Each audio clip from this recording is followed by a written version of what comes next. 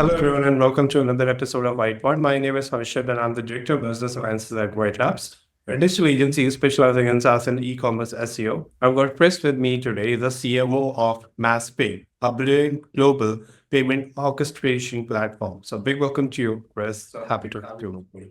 Thank you. It's a pleasure to be here. I appreciate the invitation and the chance to talk. Everybody. Now, Chris, you've had an amazing career journey with many of high growth companies. So, can you share a bit more about how you got started with marketing, as well as what specifically drew you, to the SaaS niche? That's a giant question. So let's try and get through that answer quickly. What drew me to marketing was storytelling. The idea that you can take an experience, a belief, a concept, and share that, and it can turn into something. And really just became fascinated very early with how people were telling stories and what that meant, from whether you followed a sports league, whether you followed a particular company, whether you followed a particular celebrity or person, just kind of the narrative that went around it. And that really was the seed of what got me interested in all of this. Was, how do you do that? Why do you do that? What works? What doesn't? Why are certain brands or certain people, why do they stand out? Why are they successful? Why are others not? And just began taking that apart at a very early age. And as I went through school and learned more about what marketing really was, it just became something I was just incredibly fascinated with. And that really led directly to the whole idea of tech and SaaS. And what drove me in that direction was the idea that you had this blank canvas that people didn't understand, right? You didn't have a nomenclature, you didn't have a community, you didn't have a lingua franca that allowed everybody to speak and understand the same thing. It was all being invented. It was all being created in real time. And when you think about the complexity of that, and you think about how important that knowledge and understanding and that story is, it was sort of a perfect connection or a perfect extension of what I really enjoyed and just found fascinating. It's like, well, here it is, and it's new every single day. And that was a long time ago, and it's still new every single day today, which has been fascinating. Yeah.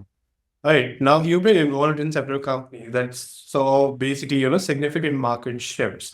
What are some of the key factors you believe contributed to, these successful transformations, especially, when it comes to in context with your digital marketing?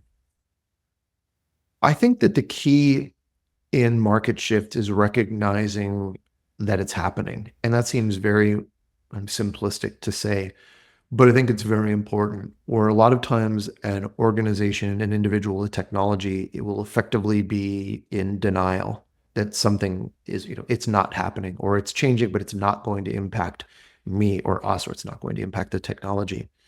And when you see the markets shift in such a dramatic way, and again, over decades, sometimes they happen really fast and other times they don't. And it's recognizing that the belief system that you hold, the belief system that a market holds, can be completely uprooted, and it can happen very quickly. So what are you watching? What are you listening to? What are you paying attention to that is informing those shifts at a macro level? And being able to understand that the transformations that are going to take place are going to take place whether you like them or not.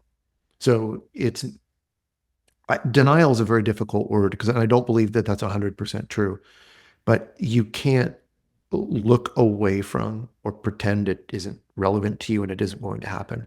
It is, and you have to basically welcome the idea of transformation. You have to welcome the idea of evolution and recognize that it's going to happen. And you can't be paranoid and seeking it out, saying everything is going to completely disrupt or transform an industry or your job or your life. But you do have to be aware that those things are happening. And where are they? And to just really understand kind of the pulse of how that all comes together. And how that relates specifically to digital marketing it's very much the same thing, right? It's evolving. Even today, it's evolving at a speed that is outpacing anything and everything people are doing, right? For years, it was, do you have an SEO strategy? For years, it was, do you have a content strategy? Do you have a brand strategy? And now it's very much well, what's your AI strategy? How are you leveraging these new platforms and these new tools, not just to create content, but to inform and to educate? And there's a lot of nuance in all of that. And it's really just another one of those tectonic shifts, of those tectonic transformations that companies and industries and people go through. And I think that the key factor in being successful, and successful, however you want to define successful, the key to that is just recognizing it, that it isn't static, and being open and welcoming, for lack of a better word, of those changes and what impact it can potentially have, because there's some really cool things happening. And the more you're sort of open to and amenable to understanding those changes and embracing them and learning about them, the more successful, I see myself, I see other people being, when they really kind of take that mindset of, this is interesting. I want to know more about it. I want to see where this is going to go, rather than just pushing it away and saying it doesn't matter. Yeah, ignorance, I think, is one of our biggest, factor here. So, not deny, ignorance. Yeah. Right. Now, here at MassPay, you're responsible for driving brand awareness as well as. So, what's your sure, to building a strong brand presence, particularly in this competitive space? So for me, the core of the core of a brand is always in trust and in honesty. And those words get thrown around a lot, but what it really means is, what are you trying to do? How are you doing it? And how are you communicating that you're doing it? And I think in technology, regardless of the subset of technology, if it's SaaS, if it's cloud, if it's fintech, if it's AI, if it's generative AI, if it's whatever, doesn't make any difference what it is. There's a huge interest and desire to overpromise, because technology can do anything. And when you work in any of these organizations, anything truly is possible, because you have teams of incredibly gifted people, and you can solve pretty much anything if you really want to, right? Nothing's impossible. It's just, okay, is it worth doing? It doesn't make sense for us to do it. And that's that's kind of a superpower of the technology industry around the world, but it's also one of its biggest downfalls. And the strength, and really my approach to building brands, is to recognize that while anything is possible, you really have to focus on what it is that you can do. What is the tangible benefit? What is the impact that you can make?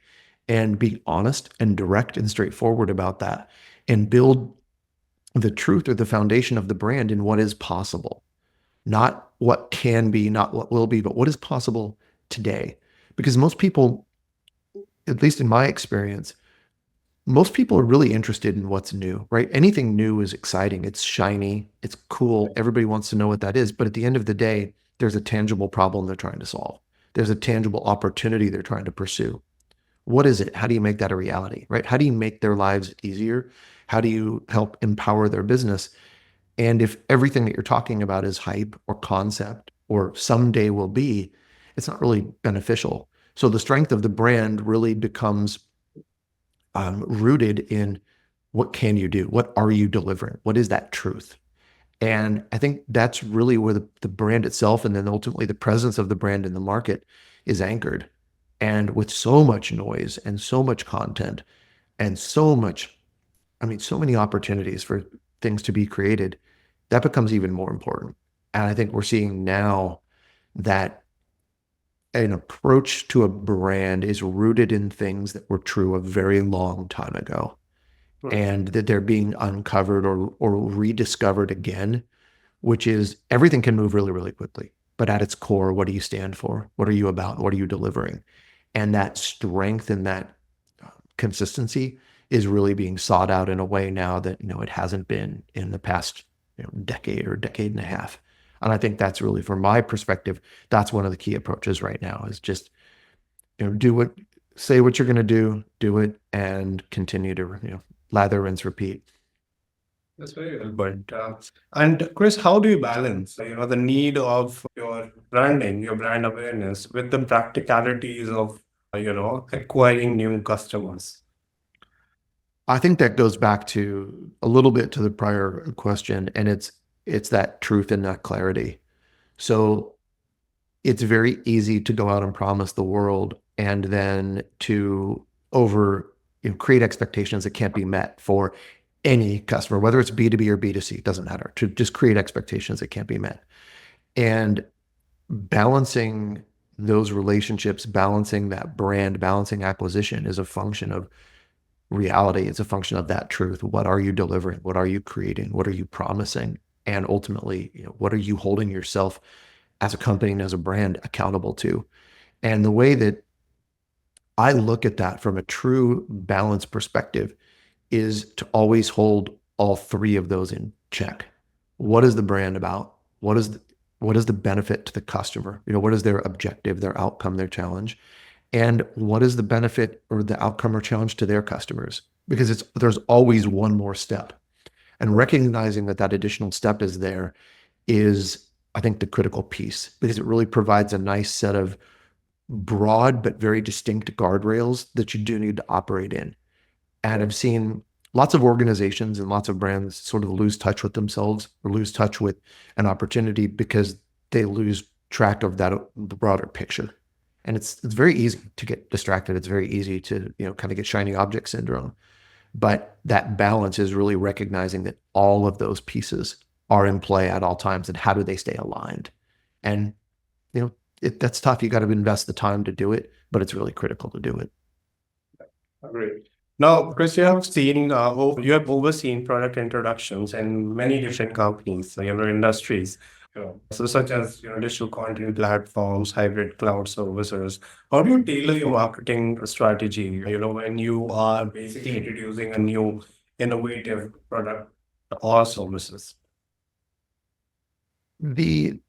One of the things that I love about technology is that you do always have an opportunity to introduce something that nobody's thought of or nobody's seen before. And at the time, they appear truly revolutionary. And somebody will say, well, no one will ever do that. I remember years ago, one of the big things I was fortunate to be a part of was introducing the idea of email management, where you would send an email for customer service. And people would say, well, if anybody cares, if it's an issue, they'll call us. And we're like, they're emailing you right now. Like, this is already an issue. And it was something that was so logical. It made so much sense, but everybody wasn't across that chasm yet. And whenever you're introducing a new product or service, you have to recognize where people are and understand that what the change is that's coming isn't always going to be easily accepted. It isn't always going to be readily understood. But if your convictions are strong and you know that this is coming, the way to make it successful is to align it with where people are today. Or instead of saying, imagine when, and that future is a completely disconnected reality where they don't have a foundation, they don't have a construct to put themselves in. It's sort of picking them up and asking them to move from here to here when there's no connection. It's very difficult for people to get their heads around that. And I think that for most organizations, unless you're spending billions and billions of dollars to drive awareness, you really have to connect with where people are. And no matter how innovative, no matter how crazy new an opportunity is, you have to connect it to where people are and what they're trying to accomplish. And the more comprehensive and complete that connection, the easier it is for people to understand why it benefit them, why it's an opportunity they should learn about. And from a marketing perspective, that's really rang true throughout my career, is just to say, what does it mean today? And how do you connect it to what you're doing today? And in most instances, it's a matter of really driving a new concept, a new technology, a new process directly into what happens today. And saying, what works, what doesn't, and identifying it with the extension or improvement of something that happens today, rather than something completely net new and forcing somebody to stand, effectively in a new place and get their bearings, recognize their surroundings, and then understand how this new thing is going to benefit them when they don't really even know where they are, right? Their context isn't there. And I think a foundation of a really well-defined and understood and structured context is critical, because without that, it's just an idea. And that links back up to the prior question that you asked, is it's just an idea and it's just a promise that I don't understand. And it's more technology that's promising the world, but I don't know that it's going to deliver. And all of a sudden, you're trying to overcome that negativity bias that is very real. And you really created that for yourself. So that context becomes pretty critical. Sure. Now, Chris, I'm going to be a little biased and would love to learn how do you approach, SEO and digital marketing, and you are pretty much, have a broad audience, so, and it's pretty competitive as well, like within markets, right? So, yeah, please. Right. Well, I think that when I look specifically at marketing, I don't view or really hyper focus on any one aspect or any one segment of it. I really try and look at it holistically. And the reason for that is that when you think about what marketing is, it isn't any one thing. It's a collection of lots of different things. It's a collection of lots of different aspects, technologies, concepts, storytelling vehicles, uh, resources. And when I specifically look at what we're doing today at MassPay with payout orchestration and look at it as a truly global solution, the key is really to remain grounded in what it is and helping people understand what's possible. And I know a lot of the answers to your questions are sort of looping back to the prior question, but it's sort of how I operate, how I see the world. We have to approach how we do marketing in a very direct and straightforward sense. Many organizations don't know what payout orchestration is. Many organizations don't know why payout solutions can benefit them or how they can benefit them, or in some cases that they even exist. And so what that means for us is we have to, at our core, be sure that we're speaking a language people understand. And I'll give you a very tangible example of this. Years ago, when cloud was becoming a thing, you'd sit in a meeting and somebody would say cloud, and there were 10 people around the table, everybody would start saying cloud, cloud, cloud, cloud, cloud. And if you watched very closely as people used that term, they were using it in completely different ways. People on the same team, people in the same company, using the same word and having almost opposite definitions of what it meant. And it was very insightful for me to sort of, whenever I heard this, I would just stop and say, okay, hold on. When you say this, what do you mean? Explain it. And derail the conversation, derail the meeting to get everybody's definition and explanation of it. And what I saw every time I did this was that no matter who was sitting at the table, no matter how closely they worked together, no matter how long they worked together, known each other, the answers were always different. Always. Nobody said it had the exact same answer. And it really left an impression on me because it forced me to realize that just because somebody's saying something that is commonly understood doesn't mean that what they're communicating or how it's being communicated is actually commonly understood. And when you look at payout orchestration, fast forward to today, it's very much the same concept. When you're saying that, what do you mean? What is payout orchestration? Why do companies search out these types of solutions? What is it doing? Why is it doing it? Why are they finding benefit? Why are they seeing an improvement in their operations as a result of this? Now, take all of that, right? That's very foundational. So how do I approach SEO? How do I approach digital? How do I approach our marketing, our holistic marketing strategy is very much in that way, which is what is it? What are the benefits? What are those outcomes? And that's a very simplistic approach to it.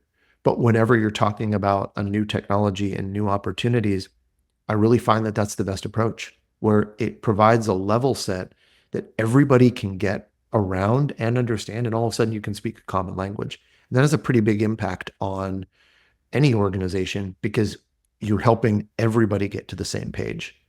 And I think that's the most important thing I've learned in my career is that you have to get everybody on the same page because no matter how much they tell you they're on the same page, there's always variance.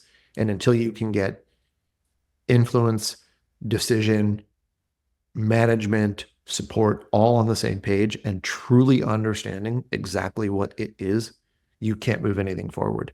And I think it's why you see so many technology projects today met with skepticism or met with, let's say, a lack of excitement because there was no real clear understanding of what the outcome was going to be.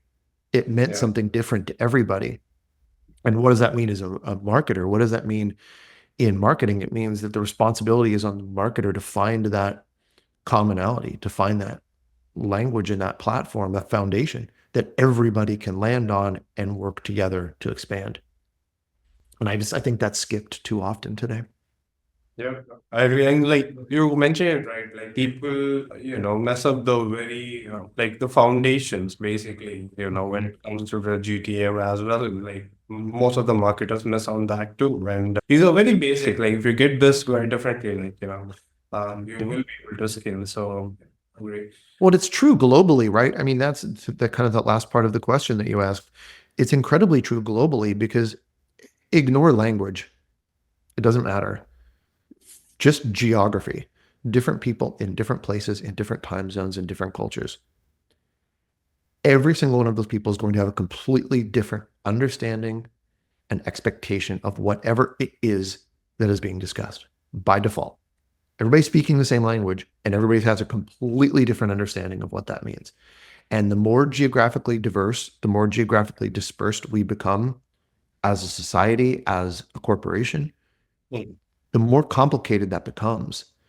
And one of the things that I've really noticed in this, and kind of to tie, again, looping back into all the questions, is that when you take the time to ask people, when you say this, what do you mean? Help me understand exactly what you're doing, because I want to be sure that I know where you are, what you want to accomplish. Nobody ever says, this is a stupid idea. Why are you asking me this?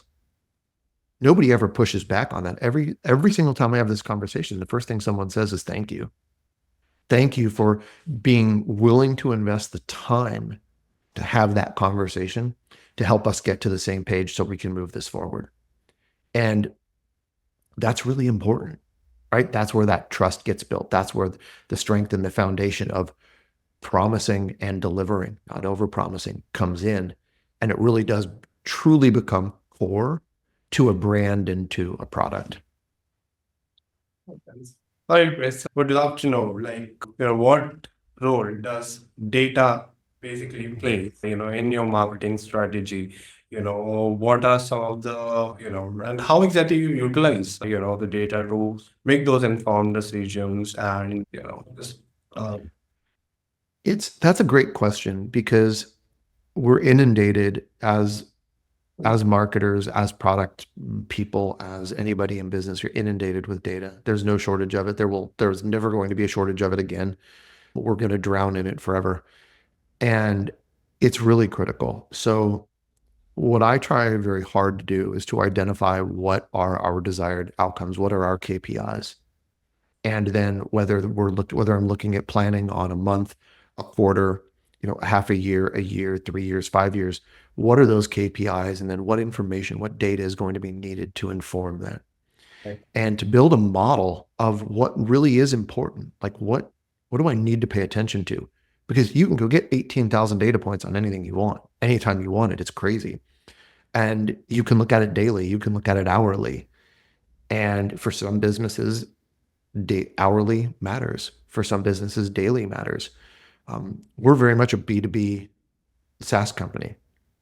We're not really operating on a daily basis like that. So it's a little bit longer term. So watching data in slightly bigger timeframes is feasible, but it's understanding what are those pieces of data, what information does align with what those KPIs, what those outcomes are, and why and how, and connecting them, and then making sure that those are being managed. But also, the most important part that I see in this is, and I really try hard to do this, and it's not easy, and I'm not very good at it, is what data points don't I need to pay attention to? Where it was important at a point in time, but it's no longer important. And do I need to keep watching that? Do I need to keep paying attention to that? Should that play a role in informing decisions? And you get accustomed to seeing things. You get accustomed to associating particular data points or particular pieces of information with different processes and different statuses. And it's just there. So it stays, right? You're just used to it. It's kind of comfortable for, I don't know how else to describe it, but really taking the time to step back and say, okay, does this still matter? Does this piece of data align with what it is that we're trying to accomplish? And at its core, everything that we do is data driven. Everything that we do from a marketing standpoint, everything we do from a product standpoint, everything we do from a customer standpoint, everything we do to support their payees is all data-driven. And if we're seeing behaviors change, if we're seeing support change, if we're seeing inquiries change, the nature of the questions, the frequency, the volume, the tone, the speed with which transactions are executed. I mean, every one of those things is watched incredibly closely and is used to inform other decisions. And we don't really make decisions without it, right? The parallel to that is what we capture in the conversations with our customers, with what they're learning from their customers, from their payees, what we're learning from our partners, and using that to also inform everything, because that's really a lot less tangible than, system-driven data, but it's very important. So it's really a combination of all of those different pieces that go in to define how we, make decisions and how we really evaluate and assess both a strategy and then ultimately its success. Gotcha. And what KPIs do you prioritize mainly? From my perspective, looking purely at a marketing side, I'm really looking at two key things. And I'm looking at the reach of our brand, meaning are we getting in front of and are we getting to the people that are important to us?